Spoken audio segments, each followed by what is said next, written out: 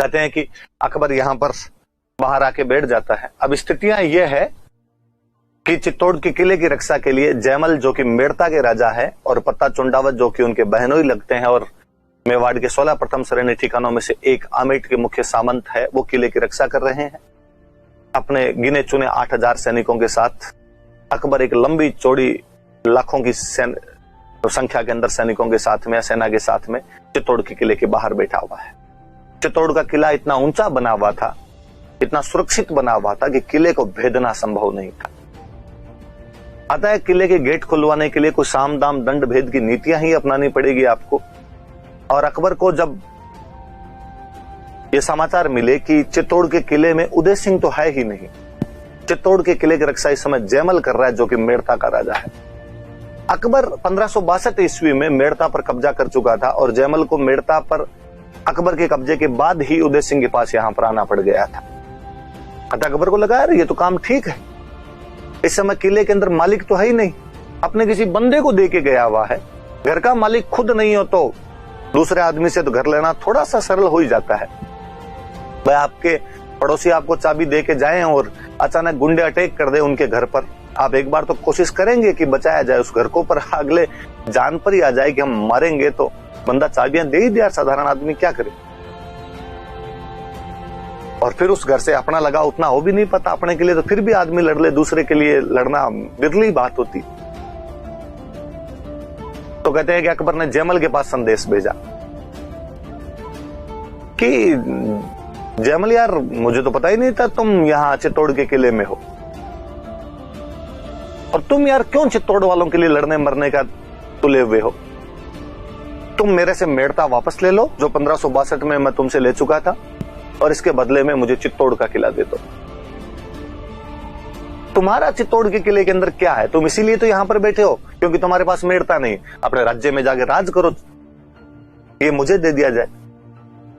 जयमल जी का रिप्लाई है, वाकई बड़ा शानदार रिप्लाई है। जयमल जी कहते हैं क्या है गढ़ मारो हूं धनी, असुर फिरे किम आन, ऊंचा ज्यों चित्रकूट रीन दीदी मोही दीवान।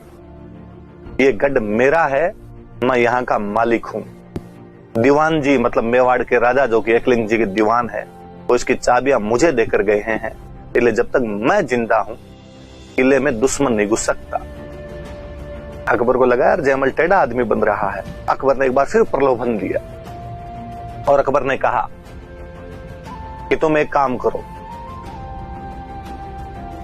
तुम मेड़ता के साथ साथ नागौर भी ले लो, मैं तुम्हें मेड़ता भी दे दूंगा और मैं तुम्हें नागौर भी दे दूंगा। एक के साथ एक फ्री वाला ऑफर है यार, तुम इतने बड़े राजा बन जाओगे। और चित्तौड़ मुझे दे दो यार, तुम्हारा थोड़ी है ये किला, तुम्हें संभाल के गए, कह देना नहीं संभाल पाए, इतनी तो बात है, पर मैं रक्षा करूंगा उसके बाद तुम्हारी। जयमल जी पुनः हंस के रिप्लाई देते हैं, भूख ने मेटे मेड़ तोर ना मेटे नागौर, आ रजवट भूख अनोखड़ी न मर्या मिटे चित्तौड़। कि तुम्हारे मेड़ते और नागौर से भूख नहीं मिटने वाली है, ये वीरता की भूख है, मरने पे मिटेगी। जब अकबर के तमाम तीर चुक चुके थे, उसे लगा कि अब किसी भी प्रकार से मैं किले पर कब्जा नहीं कर सकता। उसने कहते हैं निरंतर नीचे से आक्रमण करने शुरू किए। अकबर की तोपें चित्तौड़ के किले की दीवारें दिन में तोड़ दिया करती थी। जयमल जैसे बुद्धिमान सेनापति रात को उन दीवारों की दरारों को पुनः भरवा दिया करते थे। ऐसे ही कहते हैं कि एक दिन जयमल जी जब चित्तौड़ किले की दीवार पर खड़े होकर उसका पुनर्निर्माण करवा रहे थे या दरारों को भरवा रहे थे, तब अकबर नीचे से अपने संग्राम नाम की बंदूक से एक निशाना साधता है और जयमल जी उसके अंदर घायल हो जाते हैं, उनके पैर में गोली लग जाती है। लंबा गहरा चला, लगभग 8 महीने अकबर यहां पर बाहर बैठा रहा। किले का अन्न और जल समाप्त हो गया। ऐसी स्थिति के अंदर और साके के अतिरिक्त किया भी क्या जा सकता था। 1568 ईस्वी के अंदर चित्तौड़ का तीसरा साका संपन्न होता है, जिसके जौहर को लीड पत्ता की पत्नी या जयमल की बहन फूल कंवर करती है और जिसका केसरिया जयमल और पत्ता के द्वारा किया गया था। कहते हैं कि पत्ता जब यहां पर यह कहा गया कि भाई हम चित्तौड़ के किले में अब साका करेंगे, महिलाएं जब जौहर की तैयारी कर रही थी तो उस जौहर की अग्नि में पत्ता की माता, पत्ता की पत्नी, उसके छोटे छोटे बच्चे थे, वो अपने उन बच्चों को लेकर आग के अंदर बैठी थी। पत्ता उनके जौहर की तैयारियां करवाता है। किसी कवि का कितना अच्छा दुआ है कि नाना गीगा गीगलीन जामण कामण गेह भड़ बड़ा निज हाथ स्यून करतब ऊंचो ने। कि नाना गीगा गीगली, छोटे छोटे बच्चे, जामण कामण गेह, अपनी माता अपनी पत्नी को आग के हवाले कर दिया था। भड़ बड़ा निज हाथ स्यून, भड़ मतलब योद्धा, उस योद्धा ने अपने हाथ से जला दिए थे। करतब ऊंचो ने, इन सब से उसने बताया कि कर्तव्य स्नेह से कहीं बढ़कर होता है। देश के लिए, राष्ट्र के लिए, अपनी मातृभूमि के लिए मरने के लिए इन सब चीजों से ऊपर उठना पड़ता है। सोच के देखा जाए कि कोई व्यक्ति अपनी पत्नी को, अपनी माता को, अपने बच्चों को इस प्रकार अग्नि के हवाले इसलिए कर देता है कि उसे अब युद्ध लड़ने के लिए जाना है, ये देश के लिए लड़ने का अंतिम अवसर है, वापस जिंदा नहीं आ पाएंगे। वो महिला इसलिए जल जाती है कि कोई दूसरा उनके हाथ नहीं लगा सकता। कोई कह देता है कई बार कि जल क्यों गई थी, जलना जरूरी थोड़ी था। सो कॉल्ड इंटेलेक्चुअल किसी ऐसी रूम के अंदर बैठकर कह देते हैं कि तो सुसाइड हुआ, इस प्रकार कोई क्यों जल जाए। तो राजस्थानी भाषा में एक कवि फिर कहीं कहता है कि केहरी केस भुजंग मण सरना ही सोड़ा, सती पयोधर कर्पण धन पड़सी हाथ मुआ।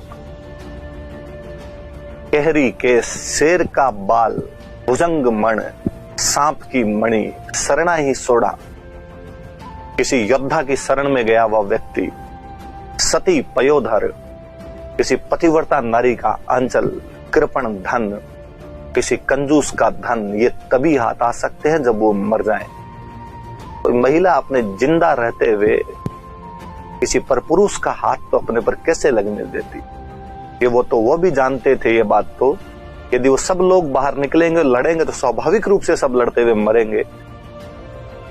और जो दुश्मन था सामने, वो दुश्मन नहीं थे, एक अजब से किस्म के आक्रांता थे जिनको महिलाओं और बच्चों को लूटने में एक अजीब से उन्माद भर के मजा आया करता था। लड़ाइयां थोड़ी अलग सी प्रकार की थी। उस समय ऐसे तरीके अख्तियार किए जाने ज्यादा आवश्यक हो गए थे। कहते हैं कि जब बाहर लड़ने के लिए जाने लगे, जयमल जी के पैर में गोली लगी हुई थी। जयमल जी ने कहा कि यार मैं कैसे लड़ूंगा बाहर जाके, इतना दुर्भाग्य है कि सब साथी बाहर जाके लड़ेंगे,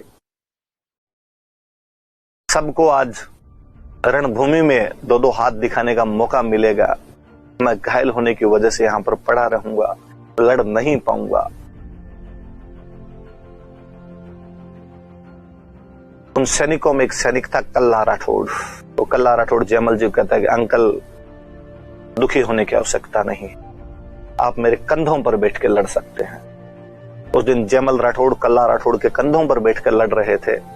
हम कहते हैं कि कल्ला राठौड़ उस दिन साक्षात चतुर्भुज विष्णु की तरह नजर आ रहे थे। नीचे से दो हाथ उनके चल रहे थे और ऊपर से दो हाथ जयमल के चल रहे थे। हम कल्ला राठौड़ को चार हाथ के देवता के रूप में जानते हैं। गजब की वीरता दिखाई थी उस दिन उन मेवाड़ के वीरों ने। केवल 8000 की सेना का रिजल्ट ये था कि शाम तक 48,000 लोग काटे जा चुके थे। अकबर किले पर कब्जा तो कर लेता है, लेकिन किले में सिवाय राख के उसे कुछ नहीं मिलता है।